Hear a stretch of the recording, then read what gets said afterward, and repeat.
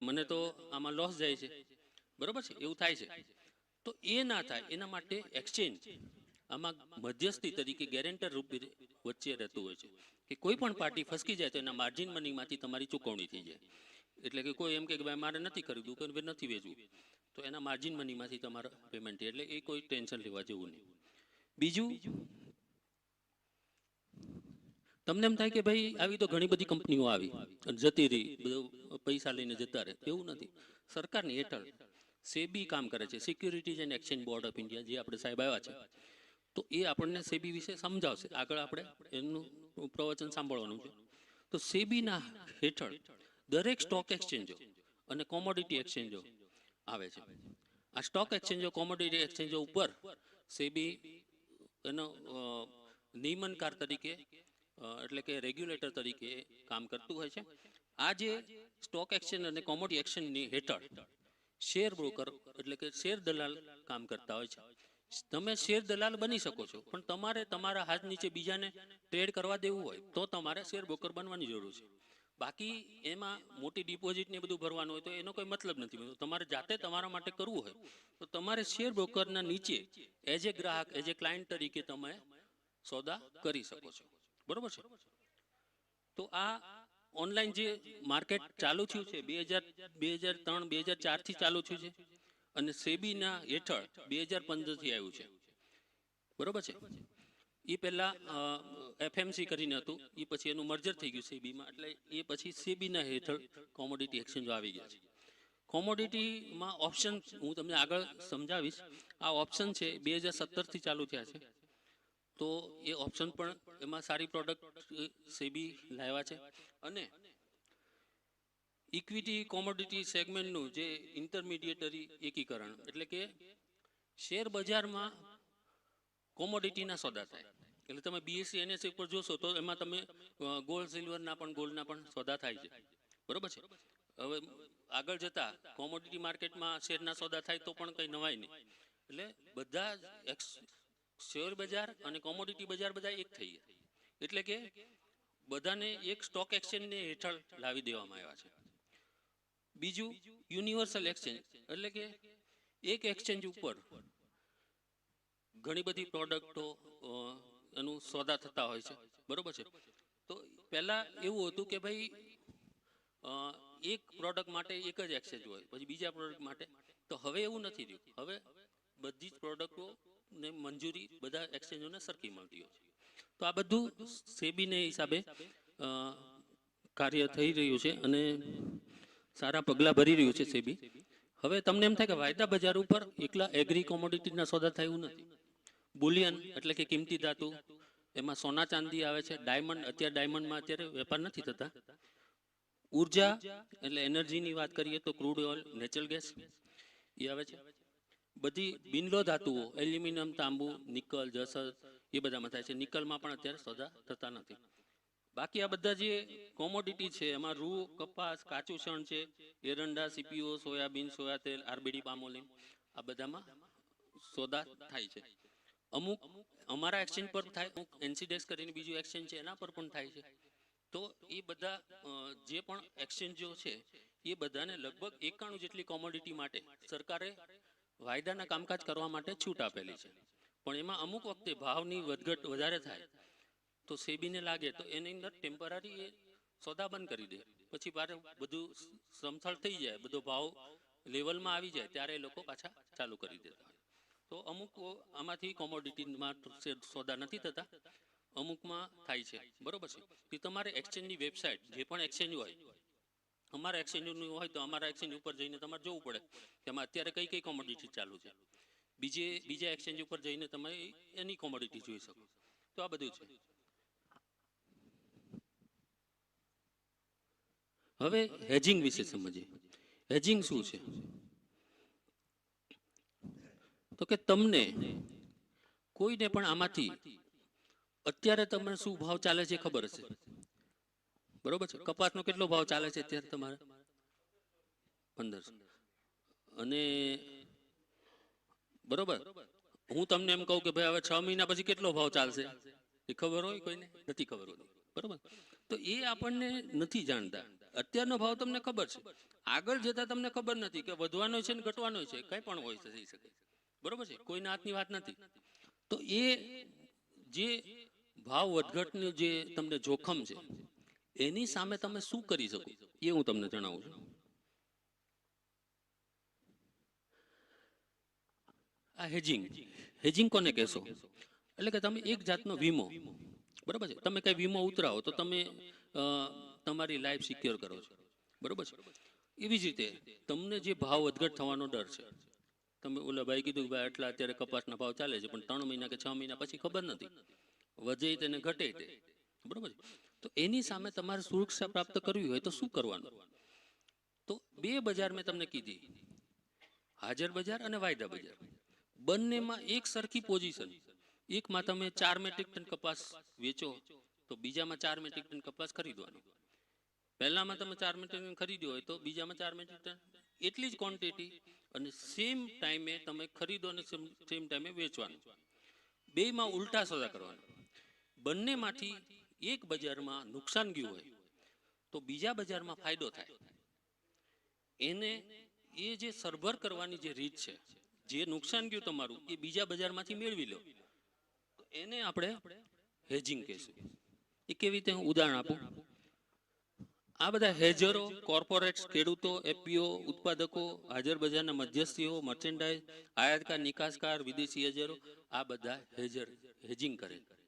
અને એ જોખમ ઉઠાવનાર કોણ છે? તો કે બધા રોકાણકારો, સ્પેક્યુલેટર્સ, આર્બિટ્રેજર્સ, એઆઈએફ, આ બધા એઆઈએફ કેટેગરી 3, બાકી મ્યુચ્યુઅલ ફંડ છે, પોર્ટફોલિયો મેનેજમેન્ટ વાળા, આ બધા તમારું જે જોખમ છે એ ઉઠાવવા માંગે, બરોબર છે.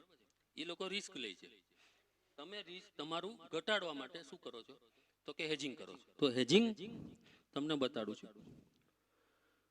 હેજિંગ કોને કહેશું? દાખલા તરીકે સ્પોટ માર્કેટ એટલે હાજર બજાર, ફ્યુચર્સ માર્કેટ એટલે વાયદા બજાર.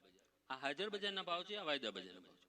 અત્યારે સમજો એક ખાંડી રૂની ભાવ 62,000 રૂપિયા ચાલે છે. સમજો ભાવ વધઘટ હશે. આ તો તમને ઉદાહરણ હું આપું છું, બરોબર છે. આમાં મેં કોઈ અપડેટ નથી કર્યું કારણ કે હું ડેઈલી ભાવ ચેક ના કરતો હોય કે અમારે. તો 62,000 સમજો ચાલે છે ભાવ. તમને એમ થાય કે ભાઈ આગળ જતા અત્યારે તમારો કપાસ છે ખેતરમાં છે, 3 મહિના પછી કે તમારો કપાસ પાકવાનો, તમને એવો ડર છે કે 3 મહિનામાં ભાવ ઘટી જશે, તો તમે શું કરવાનું? અત્યારે ભલે 62,000 જીનને ત્યાં ચાલે છે, વાયદા બજાર ઉપર કેટલા ચાલે? તો કે 63,000 ચાલે. વાયદા બજાર ઉપર થોડો ભાવ ઉપર પણ હોઈ શકે કારણ કે અગાઉની તારીખનો વાયદો છે. તો સમજો ત્યાં 63,000 ભાવ ચાલે છે. તો તમને એમ થાય કે ભાઈ આ 63,000 તો ભાવ સારો કહેવાય, આપણને આવો મળી જાય તો સારું પડે. તમારે શું કરવાનું? અત્યારે ભલે તમારી પાસે નથી કપાસ, પણ તમે 63,000માં તમારો કપાસ વેચી નાખો, બરોબર છે. તમને અંદાજ આવી જાય ખેતરમાં કેટલો કપાસ થવાનો છે. એ કપાસ તમે જો વેચો 63,000 ના ભાવે તમે વેચી દો, 3 મહિના પછી ખરેખર તમારો કપાસ જ્યારે પાકે છે અને તમે જીનરને ત્યાં જાઓ છો એટલે એમ કે તમારો ભાવ ઘટીને 61,000 થઈ ગયો.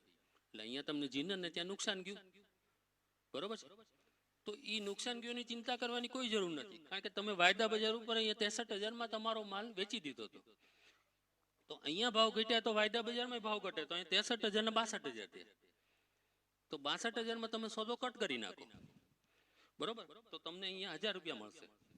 અહીંયા 1,000નું નુકસાન ગયું, એની ભરપાઈ તમે અહીંયા 1,000 થી કરો છો. આને આપણે હેજિંગ કહીશું. હવે આ જે સોદાની વાત કરીએ તો વાયદા બજાર ઉપર બંને રીતે તમે સોદા કરી શકો. એક તો તમે નીચામાં બાય કરો એટલે ખરીદો અને ઊંચામાં વેચો તો પણ તમને ફાયદો થાય. અને તમારી પાસે નથી અત્યારે અને તમે ઊંચામાં વેચી દીધો અને નીચામાં તમારો સોદો કટ કરી નાખો, સરભર કરી નાખો, તો પણ તમને ફાયદો થાય, બરોબર છે. નીચામાં ખરીદી અને ઊંચામાં વેચવાનું, અથવા તો ઊંચામાં પહેલા વેચી નાખો અને પછી નીચામાં ખરીદો, એવી રીતે. વાયદા બજાર ઉપર આપણે કપાસની વાત કરીએ. કપાસ અને રૂ બંનેના સોદા થાય છે. કપાસમાં તમને એમ થાય કે ભાઈ આપણે સોદો કરવો છે, બરોબર.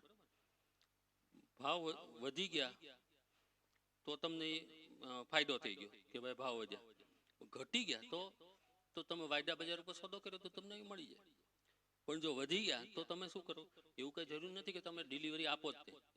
તમને જે પ્રોફિટ થયો એ લઈને નીકળી જાઓ, બરોબર છે. તમે સોદો કટ કરી શકો, એમાં ફરજિયાત ડિલિવરી નથી. પણ રૂના વાયદામાં તમે ફરજિયાત ડિલિવરી છે, બરોબર છે.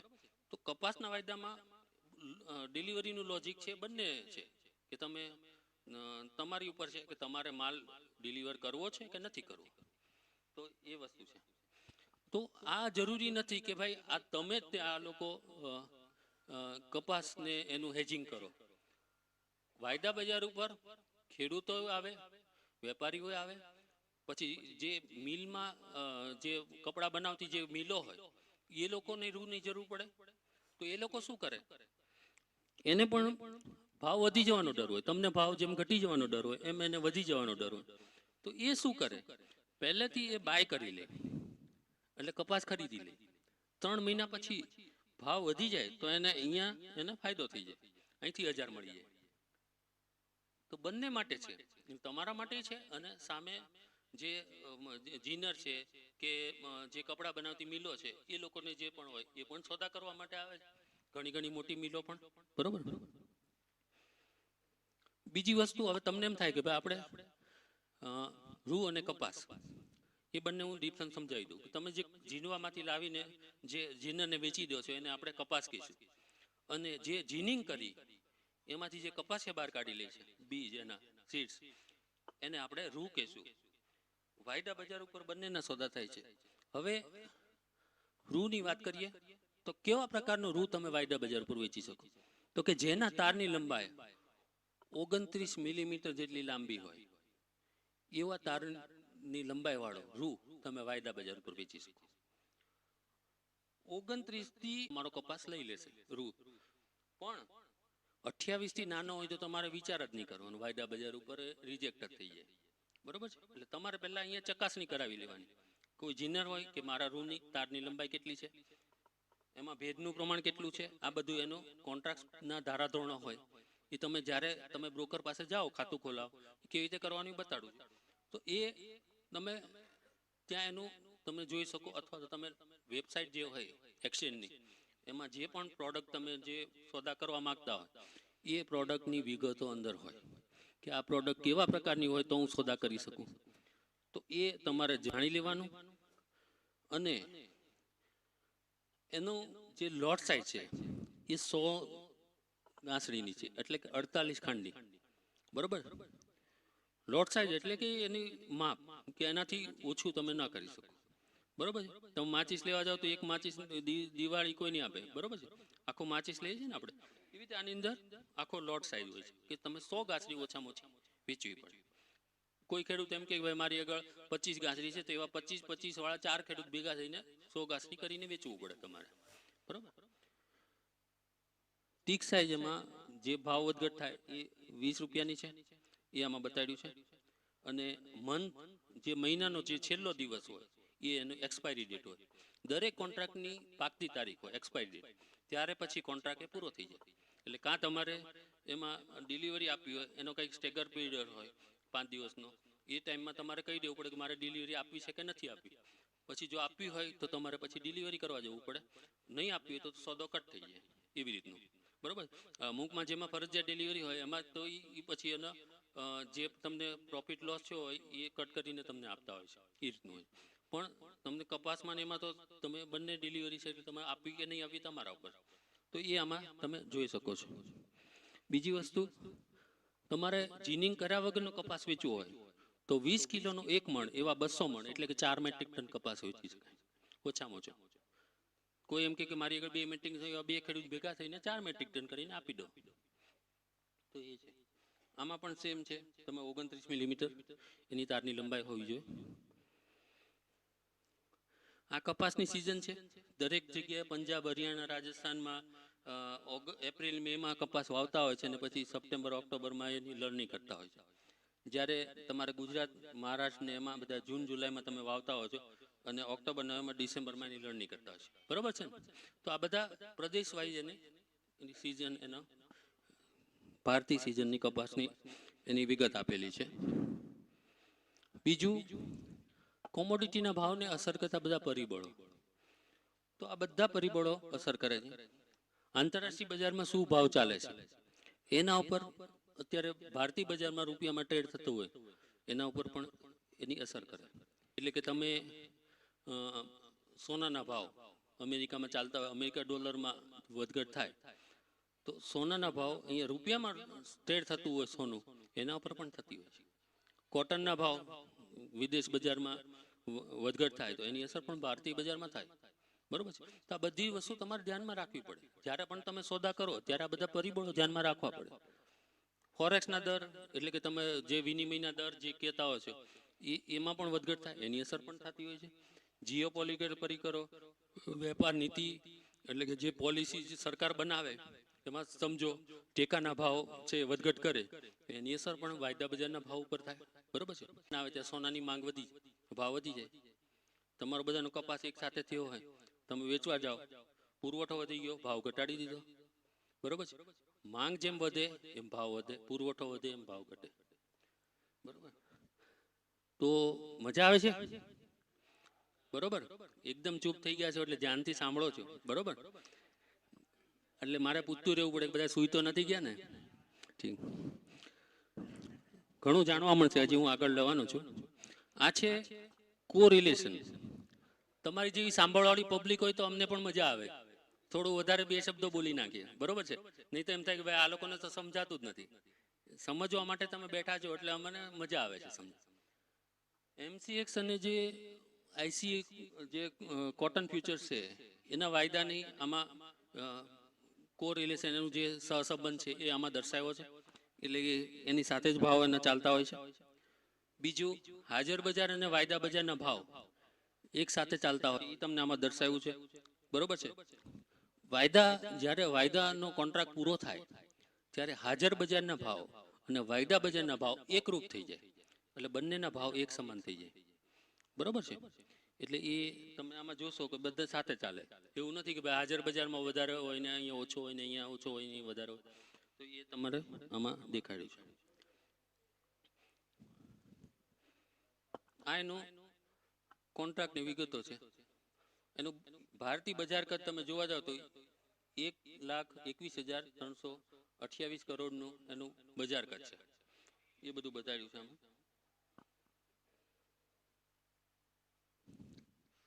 તમને એમ થાય કે ભાઈ વાયદા બજાર ઉપર તો એકલો સટ્ટો થાય, એવું નથી. જો કોટનની આમાં ડિલિવરીના આંકડા તમને આપ્યા છે, 2011 થી ચાલુ થયું છે ત્યારથી આપ્યા છે. અહીંયા 2 લાખ, 3 લાખ, 2.5 લાખ અત્યારે.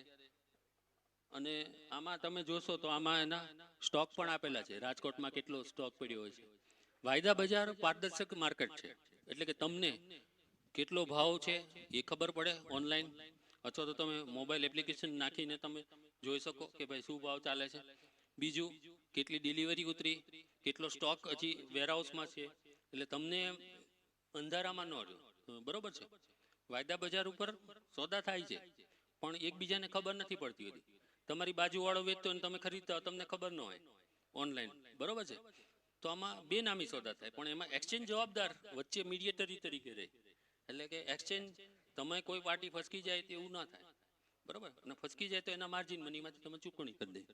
તો આમાં આ બધું બતાવ્યું છે. આ એની ઇકોસિસ્ટમ છે ડેરિવેટિવ્સની. કે ખેડૂત પછી વેપારી આ બધા જે છે એ બધા વાયદા બજાર ઉપર સોદા કરવા હોય તો ગમે ત્યાંથી તમે અત્યારે અહીં બેઠા છો, મંદિરે બેઠા હો, ચોકમાં હો કે ખેતરમાં હો કે બસમાં મુસાફરી કરતા હો, ત્યાં બેઠા બેઠા ભાવ જોઈ શકો.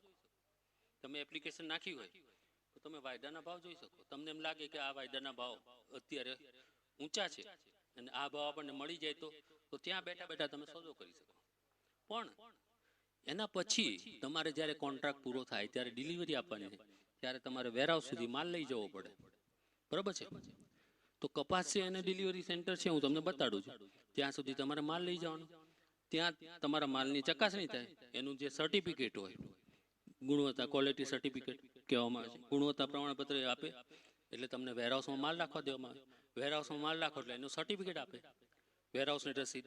એ રસીદ તમે બતાડો તો તમને બેંક ઓછા, તમને થોડા સમય માટે જરૂર હોય પૈસા તો ઓછા વ્યાજે તમને ધિરાણ પણ આપે, લોન પણ આપે. બરોબર. એ બધી આમાં વ્યવસ્થા છે.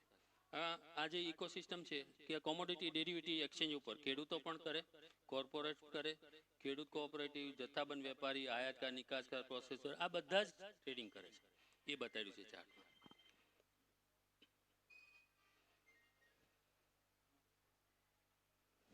આ તમને ડિલિવરી મેં તમને કીધી, ડિલિવરી સેન્ટર મેઇન રાજકોટ છે, એટલે તમારે એ નજીક રાજકોટ પડે. કડી, મુન્દ્રા, તો તમારે કડી પણ જઈ શકો અથવા તો રાજકોટ જઈ શકો, બરોબર છે, નજીક અહીંયા થાય ને તમારે, બરોબર. તો બાકી બધા જે મહારાષ્ટ્રના ને એ બધા યવતમાળ ને એ બધા મહારાષ્ટ્રના છે, તો એ ડિલિવરી સેન્ટર છે. આ એની ડિલિવરીની પ્રક્રિયા છે.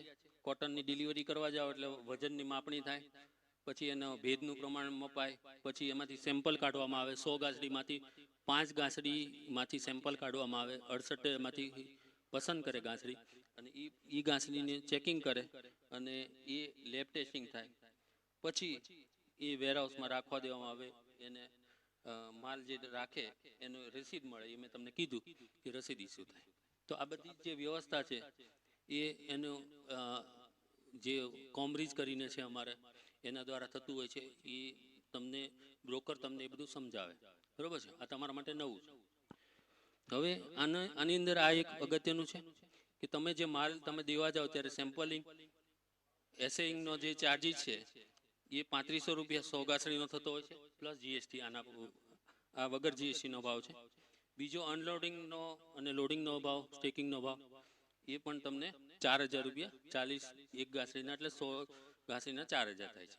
વેરહાઉસમાં તમારે માલ રાખવો, 2 મહિના પછી તમે સોદો કર્યો હોય તો કોઈ ચિંતા કરવાની જરૂર નથી. તમારી પાસે જગ્યા ન હોય કે ભાઈ તમારે વરસાદ આવશે અને તમારો માલ ખરાબ થઈ જશે, તો એ ચિંતા કરવાની કોઈ જરૂર નથી. તમને આ એક્સચેન્જ સુવિધા આપે છે. 2 રૂપિયા 85 પૈસા એક ગાંસડીના એક દિવસના, એટલે 100 ગાંસડીના 285 રૂપિયામાં તમે માલ તમારો રાખવા દઈ શકે, તમારો માલ ખરાબ ન થાય, બરોબર છે. ત્યાં આગળ બધું સેફટી એના મેજર હોય છે, એટલે એ પ્રમાણેની વ્યવસ્થા હોય છે. હવે આ વસ્તુ અગત્યની છે. તમે અત્યારે તમે કીધું કે ભાઈ અમે જીનરને વેચવા છીએ, અથવા તો જીનર અહીંયા આવીને લઈ જાય છે, બરોબર છે. તો તમે જીનરને કપાસ આપો છો, આમાંથી જે જીનર છે, કોઈ માલ ખરીદતો એવું છે કોઈ નહીં, બરોબર છે. તો જીનર નથી એટલે હું તમને બતાડી દઉં છું કે આ જીનરની વાત તમને, જીનર શું કરે છે એ તમારે કરવાનું છે, બરોબર છે. તો તમને એટલે મેં પૂછી લીધું કે એને ખરાબ ન લાગે કોઈને. તો આ જે છે તમે શું કરો છો અત્યારે, કપાસ તમારો તમે જીનરને આપો છો. એને બદલે જો તમે જીનિંગ કરી અને વાયદા બજાર ઉપર વેચો તો શું ફાયદો થાય એ બતાડું છું. એક ગાંસડી કપાસની, એટલે કપાસનું 500 કિલો કપાસ હોય તમારી, તો એક ગાંસડી રૂની 170 કિલોની એક ગાંસડી એનું જીનિંગ કરી અને જે કપાસિયા બહાર કાઢી લો તમે, તો 170 કિલોનું એક રૂની ગાંસડી તૈયાર થઈ જાય કોટનની, બરોબર. આપણે 100 નો લોટ છે, મેં તમને કીધું લોટ સાઈઝ આપણી 100 ની છે કોટનની. તો આપણે 100 ની ગણતરી હું તમને બતાડું કે 100 ગાંસડી તમે વાયદા બજાર પર વેચો અને એટલો જ કપાસ તમે જીનરને આપો, એ બેમાં ફરક શું છે? 50,000 કિલો કપાસ તમારી પાસે છે, સમજો ગામનો બધો ભેગો કરીને 50,000 કિલો થઈ ગયો, તો એને તમે જીનિંગ કરાવો તો 100 ગાંસડી રૂની તૈયાર થઈ જાય. એ જીનિંગ કરાવવાનો ખર્ચો કેટલો છે? 1,000 રૂપિયા, બરોબર છે. તમે તમારી પાસે જીનર આવ્યો અને તમને એમ કે કપાસનો 7,800 રૂપિયા ભાવ ચાલે છે, 100 કિલોનો, 100 કિલોનો ભાવ 7,800 રૂપિયા ચાલે છે. ભાવ ઉપર નહીં જતા, તમને દાખલો આપું છું, સમજો એમ કીધું, તો તમે કીધું સારું ભાઈ લઈ જા, તમે આપી દીધો, અને 50,000 કિલો કપાસ તમારી પાસે હતો, 7,800 રૂપિયા 100 કિલોના ભાવે તમે કપાસ આપી દીધો, એટલે તમને કેટલા આપ્યા એને? 39 લાખ રૂપિયા આપી દીધા. ઓહો, તમને તો ભાઈ 39 લાખ રૂપિયા મળી ગયા, ખુશ થઈ ગયા, ઘરે ગયા તો ભાઈ આપણે તો આ પાર્ટી કરી આજે તો, બરોબર, ખુશ થઈ ગયા. તો સાચી વાત છે, તમને ભાવ સારો મળી ગયો, પણ હજી વધારે મળે તો તમને આનંદ થાય, ખુશી થાય કે નહીં? તો એ શું કરે છે તમારે કરવાનું. આ 50,000 કિલો કપાસ તમારી પાસેથી લઈ તમને 39 લાખ રૂપિયા આપી દે, પછી એનું જીનિંગ કરે. જીનિંગ કરવાનો ખર્ચો 1,000 રૂપિયા એક ગાંસડીના, 500 કિલોમાંથી એક ગાંસડી રૂની તૈયાર કરવાનો ખર્ચો કેટલો? 1,000 રૂપિયા. 100 ગાંસડીના કેટલા થાય? 1 લાખ રૂપિયા. 39 લાખ રૂપિયા તમને આપી દીધા, 1 લાખ રૂપિયા એને ખીચાના નાખીને જીનિંગ કરી નાખ્યું. ટોટલ ખર્ચો એને કેટલો થયો? 40 લાખ રૂપિયા. 40 લાખ રૂપિયામાં એને તમારી પાસેથી 50,000 કિલો કપાસ લઈ લીધો અને એની 100 ગાંસડી રૂની તૈયાર કરી લીધી, બિયા કાઢીને, કપાસિયા કાઢીને, બરોબર. હવે એ 100 ગાંસડી વાયદા બજાર ઉપર વેચવા જાય છે. સમજો વાયદા બજાર ઉપર 63,000 રૂપિયા ભાવ ચાલે છે, સમજો, બરોબર છે. તો 63,000 રૂપિયા જે ભાવે 100 ગાંસડી વેચે, 48 કાંડી એટલે 100 ગાંસડીની વાત કરો તમે, તો 30,24,000 રૂપિયા તેને આમ નામ થઈ ગયા, રૂની ગાંસડી 100 ગાંસડી વેચવાના. બીજું એને જે કપાસિયા બહાર કાઢ્યા હતા એ સમજો 35 રૂપિયા પણ કિલો ભાવ એનો ચાલતો હોય, તો એને કપાસિયાના 50,000 કિલોમાંથી લગભગ 0.64% ની ગણતરી કરો તમે, તો 11,20,000 જેવા તો એને કપાસિયાને બીજા મળે. એટલે 30,24,000 રૂપિયા એને રૂની ગાંસડી વેચવાના થયા, કપાસિયાના 11,20,000 થયા. ટોટલ એને કેટલા મળ્યા? 41,44,000. તમને કેટલા મળ્યા? 39,000. તમે ખુશ થઈ ગયા. એ એટલું બેઠા બેઠા એને એટલું લઈ લીધું. મહેનત તમે કરો છો. 1 લાખ થી 1.5 લાખ રૂપિયા એટલે 1,44,000 રૂપિયા એ કમાય છે બેઠા બેઠા. તો એ તમે કમાઈ શકો, બરોબર છે. લેકિન તમને ખબર નથી કે ભાઈ વાયદા બજાર ઉપર આવી રીતે સોદા થાય છે શું. બીજી વસ્તુ, તમારી પાસે એટલો બધો માલ પણ ના હોય, સમજો 100 ગાંસડી જેટલો, તો તમે શું કરો? કપાસ 50,000 કિલો કપાસ ના હોય, તમારે જે 10,000 કિલો જ હોય, તો તમે શું કરો પછી? તો તમારે શું કરવું પડે? તમારે આ જે માનસરોવર આપણું એફપીઓ છે એ એવા એફપીઓમાં જોઈન્ટ થઈ જવું પડે. એફપીઓ કોને કહેશું? તો કે જે ખેડૂતો દ્વારા બનાવેલી, ખેડૂતો માટે ઉપયોગમાં લેવાતી અને ખેડૂતો એનું સંચાલન કરે અને જે પણ એનું પ્રોફિટ થાય એ બધાને સરખે ભાગે વેચતા હોય, એ એનું ધ્યેય હોય છે. અને સરકાર એફપીઓને પ્રોત્સાહન આપવા માટે ઘણી બધી સુવિધા આપે છે, બરોબર છે. એ તમને જે પણ કંપની બનાવો તો એનો કંપની બનાવવાનો જે ખર્ચો છે એ પણ આપતું હોય છે. પછી ઓફિસનું ભાડું છે એ પણ આપતું હોય છે.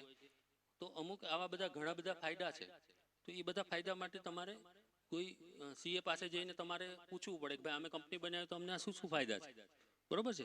તો એ હું તમને નહીં સમજાવી શકું. તો એ એફપીઓમાં જોઈન્ટ થઈ ગયા હોય તો તમારે આ બધું કંઈ કરવાની જરૂર નથી. તમે સમજો તમારી પાસે ઓછો માલ છે, 100 ગાંસડી રૂની નથી, 25 ગાંસડી, તો એ તમારા 4 ખેડૂત ભેગા થઈને 100 ગાંસડી કરીને આપી દે. તમારે કોઈ ઝંઝટમારી કરવાની જરૂર નથી. જો તમારે જાતે કરવું હોય તો શું કરવાનું એ બતાડું છું.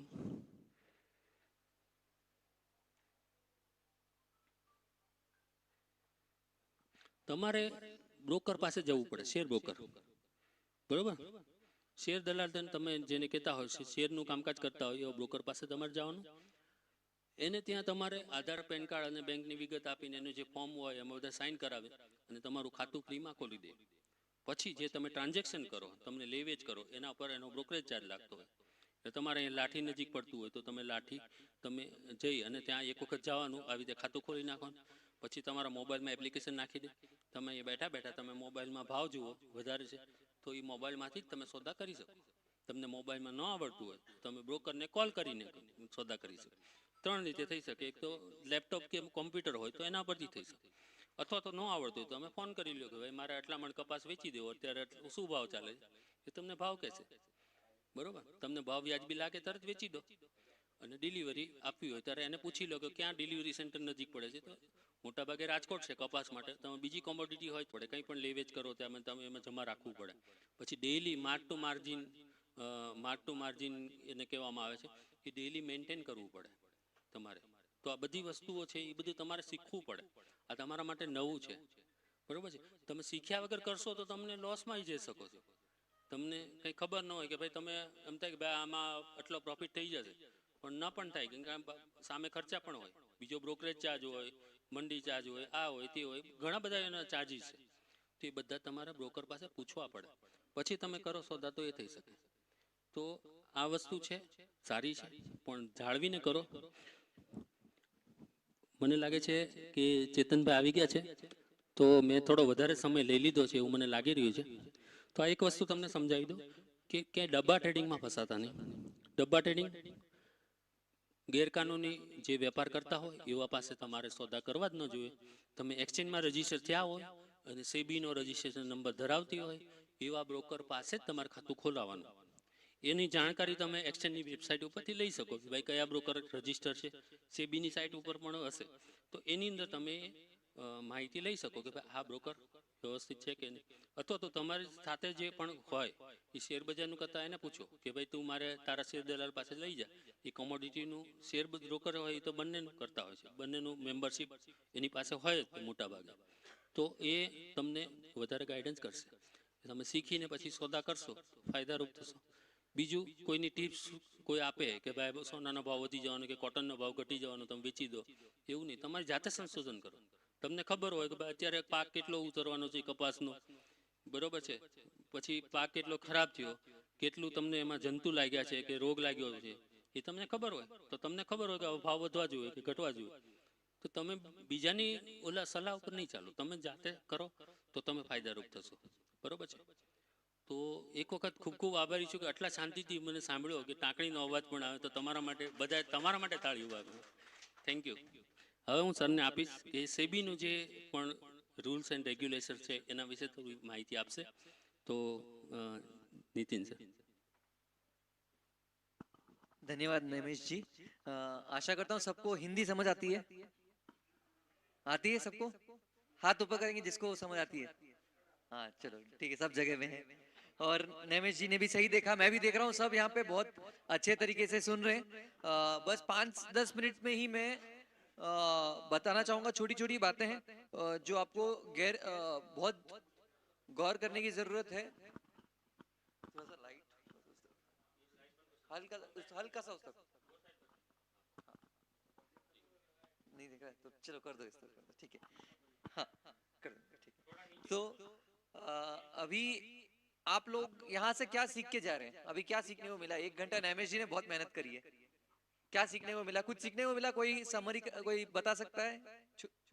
शॉर्ट में बता सकता है, समरी में एक दो जो भी चीज छोटी चीज सीखने को मिली है. हम लोग जो मेहनत कर रहे हैं उसका कुछ फल मिल रहा है क्या? बोलिए बोलिए.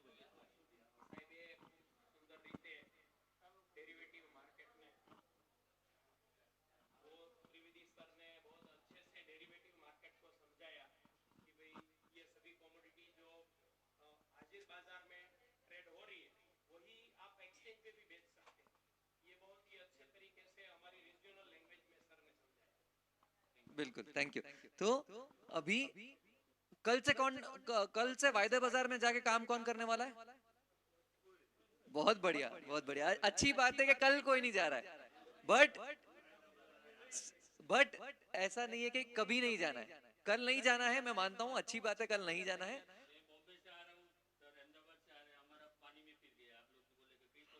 नहीं नहीं नहीं, कल कोई नहीं कर रहा. अच्छी बात है कल कोई नहीं कर रहा, क्योंकि जानना है, समझना है, फिर करना है. कल नहीं करना है. मैं यही चाहता था कि आप ना बोलो, है ना.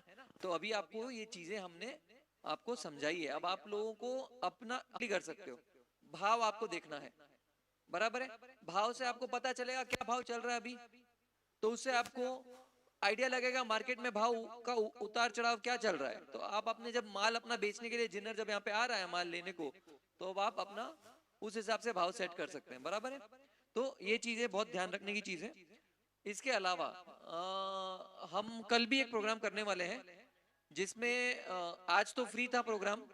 कल इस प्रोग्राम में जो भी आएंगे सबसे 1000 रुपए लिए जाएंगे. और उस प्रोग्राम में क्या होगा? उस प्रोग्राम में आपको सिखाएंगे दिन में 2000 रुपए कैसे कमाया जाता है. वो प्रोग्राम मैं चलाऊंगा, 1 घंटे का रहेगा प्रोग्राम. 1000 रुपया, बट आप उससे रोज 2000 रुपया कमा पाएंगे.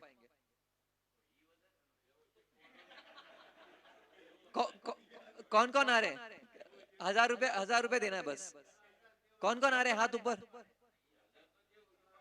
कौन कौन आ रहा है? हाथ ऊपर. कल करना है कि नहीं करना है प्रोग्राम? ना ना ना, वो ना चले. है ना. तो ये हाँ. हाँ, तो ये है जो अपने को बहकावे में नहीं जाना है। मैं कोई प्रोग्राम नहीं कर रहा हूँ, ऐसा प्रोग्राम करूंगा तो मेरे को दिक्कत हो जाएगी। मैं कोई प्रोग्राम नहीं कर रहा हूँ। मेरा ये उद्देश्य यही था कि भाई समझाऊं, अगर कोई ऐसा बोल रहा है, मैं तो इतने ऐसे तरीके से बोला हूं कि भाई हाँ समझ में आ जाए कि ये मजाक ही कर रहे हैं। बट होता यह है कि भाई जब लोग ऐसा कुछ बताते हैं तो अपने को पहला मूल सवाल यही करना है कि यार 1000 रुपया लेके मेरे को सिखाने आ रहा है तो खुद जाके क्यों ना कमा ले, है ना। ये छोटा सा सवाल अपने आप को पूछना है, तो अपने आप को आप बचा पाएंगे कि भाई ऐसे लोग जो फ्रॉड करने आते हैं उनके आप चुंगल में नहीं फंसोगे। और ऐसे में होता यह भी है कि भाई आया, सिखाया, कोई कमा भी रहा है, बट वो सिर्फ 2 दिन 4 दिन 10 दिन कमाएगा, या फिर शुरू के लोग कमाएंगे ताकि आपका ट्रस्ट जीतते हैं। फिर उसके बाद में आप बोलोगे अरे मैं जा रहा हूं और मैं कमा रहा हूं, तुम भी आ जाओ। ऐसे जब लोग बढ़ जाते हैं तो फिर मैं फ्रॉड करके निकल जाऊंगा। तो ये चीजें थोड़ा ध्यान रखने की चीज है। इसके अलावा जो एक प्रेजेंटेशन के टाइम पे भी बहुत बार बताया गया कि भाई रजिस्टर्ड लोगों के साथ में आपको डील करना है। तो अब यहाँ पे जब आप जिनर को अपना माल देते हो तो हाजिर में पैसा लेते हो, हाथों हाथ पैसा लेते हो, बराबर है। जब मार्केट पे ट्रेड करते हो तो मार्केट पे पता नहीं आप किससे ट्रेड कर रहे हो। जैसे नेमेश भाई ने बोला, आप हो सकता है आपके बगल वालों के साथ ट्रेड कर रहे हो या किसी और के साथ, कोई और शहर में बैठा है उससे आप ट्रेड कर रहे हो, बराबर है। तो आपको पैसा आपको मिलेगा नहीं मिलेगा, आपको इसकी चिंता है कि नहीं है? होगी चिंता? आपको चिंता करने की जरूरत नहीं है, क्योंकि हमने क्या कर रखा है, सिस्टम ऐसा बना रखा है कि अगर कोई बंदे ने वायदे बाजार पे ये बोल रखा है कि भाई मैं माल बेच रहा हूं, बराबर है, तो उसको माल बेचना ही पड़ेगा। अगर उसको नहीं बेचना है तो उसको अपना कॉन्ट्रैक्ट कैंसिल करने के लिए पैसे देने पड़ेंगे। सबसे जो ट्रांजैक्शन करते हैं, जो भी इसमें जो भी डील करते हैं, तो उन लोगों को पैसा, मार्जिन मनी पैसा जमा करना पड़ता है। तो इसीलिए आपके साथ में ऐसा कभी नहीं हो सकता है कि मार्केट पे आपने ट्रेड करा और आपको उसका सौदे का पैसा नहीं मिला। उसके लिए सेबी के रूल्स हैं, क्लियरिंग कॉर्पोरेशन है। क्लियरिंग कॉर्पोरेशन ये इंश्योर करते जाके डब्बा ट्रेडिंग कर रहे हो, अगर वो बंदा बिना कोई कागजी कार्रवाई के, बिना कोई प्रूफ के साथ में अगर वो ये सौदा करता है, तो आपके पास भी कोई प्रूफ नहीं आपने कितने में सौदा किया, आपको पैसा आना है, देना है, क्या करना है। तो ये चीजें बहुत जरूरी हो जाती है। तो ये चीजें बहुत जरूरी हो जाती है अपने को ध्यान रखने को जब हम मार्केट में ट्रेड कर रहे हैं। अब आपने ये सब चीजें ध्यान में रखते हुए भी काम किया, और फिर भी उसके बाद में आपके साथ में आपको समझो ब्रोकर पैसा नहीं दे रहा, आपको पैसा आना है, ब्रोकर आपको पैसा नहीं दे रहा, या ब्रोकर आपने जो वायदे किए हैं, जिस दिन आप वायदा करते हो उस दिन आपको ब्रोकर से नहीं, ब्रोकर से तो आएगा ही आएगा, कॉन्ट्रैक्ट नोट आता है, बराबर है। आज आपने ये वायदा किया है, ऐसा ब्रोकर भेजता है। ब्रोकर के अलावा एक्सचेंज भी आपको भेजेगा हर दिन, बराबर है, तो उसका रिकॉर्ड बनता है। अब ये सब चीजें होने के बावजूद अगर कोई ब्रोकर अपना काम ठीक से नहीं कर रहा है या आपको कोई शिकायत है, तो जैसे आप क्रिकेट का स्कोर ढूंढते हो, क्रिकेट स्कोर ढूंढने के लिए आप गूगल पे क्या लिखते हो? स्कोर। स्कोर लिखते हैं, स्कोर का स्पेलिंग क्या है? SCORES, स्कोर, बराबर, बराबर, स्कोर SCORE। तो इसमें एक S लगा दो साथ में, ये है स्कोर्स। स्कोर्स है सेबी का ही एक वेबसाइट है, सेबी का रजिस्टर्ड, जो बीच में इंटरमीडियरी होते हैं, वो अगर अपना काम ठीक से नहीं कर रहे हैं या उनके सामने आपकी कोई शिकायत है, तो उसको आप ऑनलाइन दर्ज करवा सकते हो। और आपका जो भी समाधान है वो भी आप कॉल करके अपनी जो भी आप गुजराती में भी वहां पे बात कर सकते हो। मैं अभी तक गुजराती पूरी तरीके से सीखा नहीं हूँ, समझ में आती है, बट वहां पे आप जब कॉल करेंगे तो आपको गुजराती में भी बात करने का ऑप्शन मिलता है, और वहां पे भी आप अपना कंप्लेंट्स वगैरह। साइबर फ्रॉड्स, किसी का कोई नुकसान हुआ है, मोबाइल फोन में कोई फ्रॉड हो गया, मोबाइल फोन आप चला रहे थे और पैसे चले गए, ऐसा कुछ हुआ किसी के साथ में?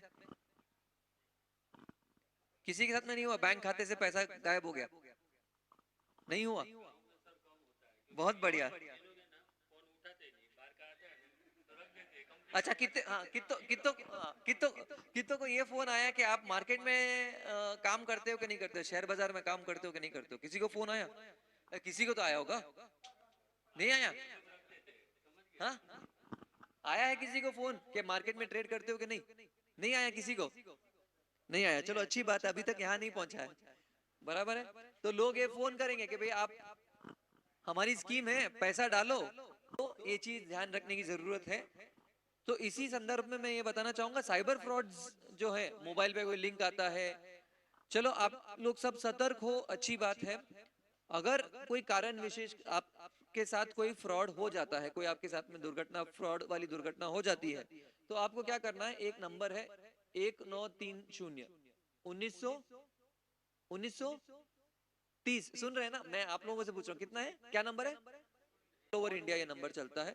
कहीं पे भी कोई भी फ्रॉड हो जाए, हाथों हाथ कॉल करके आपको बताना है वहां पे, और आपके ट्रांजैक्शन डिटेल, कौन से बैंक अकाउंट से पैसे कटे, कौन से यूपीआई आईडी पे पैसे गए हैं, क्या किस तरीके से आपके साथ फ्रॉड हुआ है, वो आपको वहां पे बताना है। तो उससे होगा, ये जो अकाउंट में पैसे गए हैं, वो अकाउंट जल्द से जल्द फ्रीज कर दिया जाएगा। तो उससे होगा, ये आपका पैसा जो है आगे नहीं भागेगा, वहीं पे एक बार अटक गया पैसा ना, तो फिर उसके बाद में पुलिस अपनी कार्रवाई करके आपका पैसा वापस लौटा पाएगी। वो पैसा आपका जो फ्रॉड से चले गया वो नहीं मिल पाएगा। तो इन्हीं चीजों के साथ में मैं यहाँ पे समाप्त करूंगा, और चाहूंगा, आज आप लोगों ने बहुत अच्छे से सुना है, मतलब आप लोगों के साथ में आप लोगों के दिमाग में कुछ ना कुछ सवाल जरूर होंगे। तो मैं आशा करता हूँ आप लोग खुल के अपने सवाल जो भी रहेंगे हमसे पूछेगा, और हम लोग बहुत खुश होंगे अगर कुछ सवाल आएंगे और हम उनका समाधान आपको अभी दे पाएंगे तो।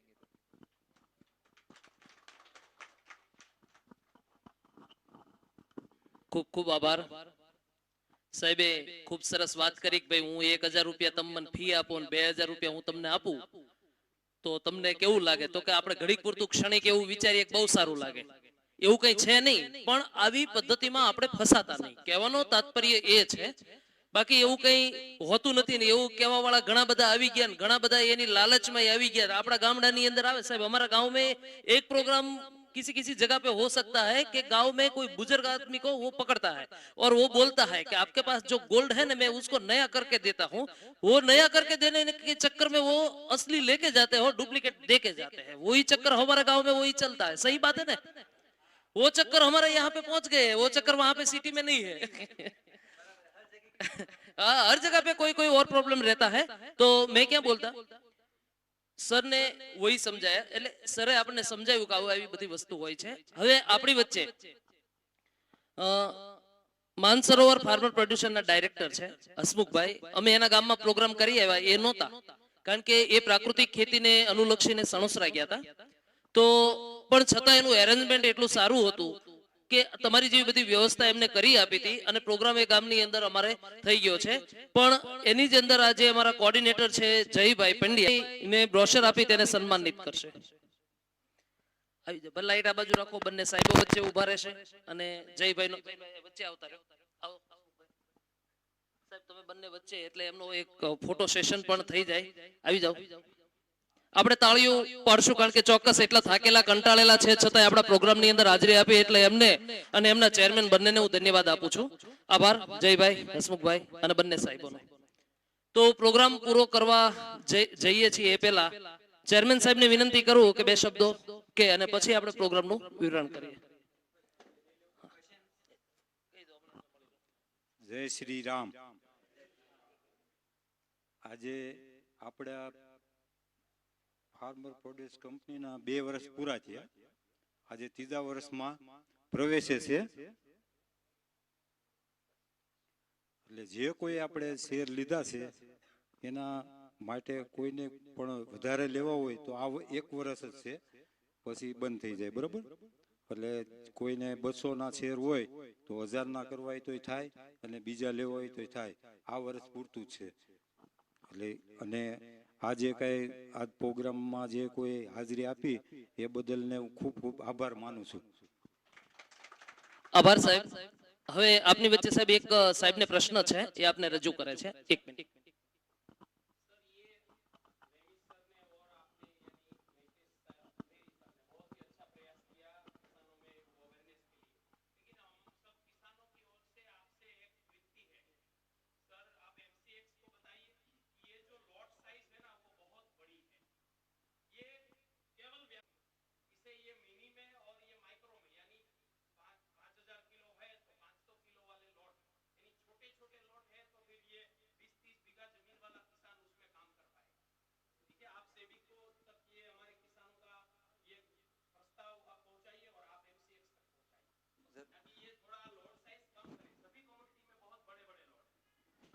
बराबर, धन्यवाद।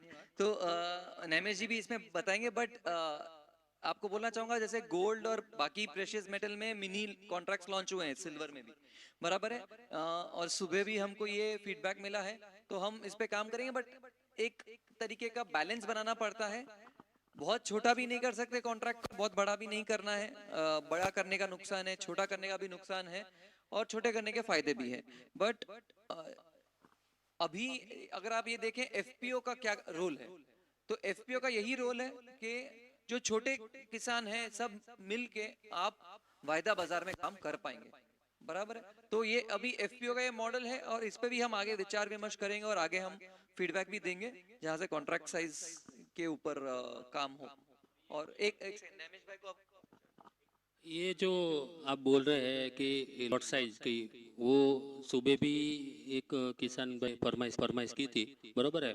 तो उसके ऊपर काम हो रहा है, और उसके लिए हम लोग एक्सचेंज को बोलेंगे कि भाई आप पहले हमारा 25 गांठ का बेल्स का जो लॉट साइज था, अभी 100 बेल्स का हो गया है, 100 શું કહેવાય ને ઘાસડીના।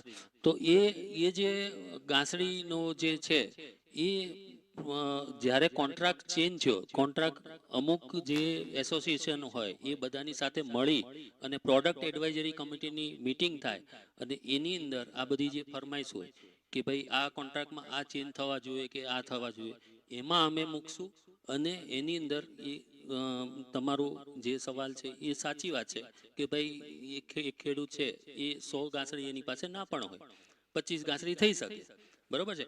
તો એ આગળ જતા અમે એના પર વિચાર કરશું અને સેબીમાં રિક્વેસ્ટ કરશું કે ભાઈ આમાં આ રીતના બદલાવ લાવવા જોઈએ।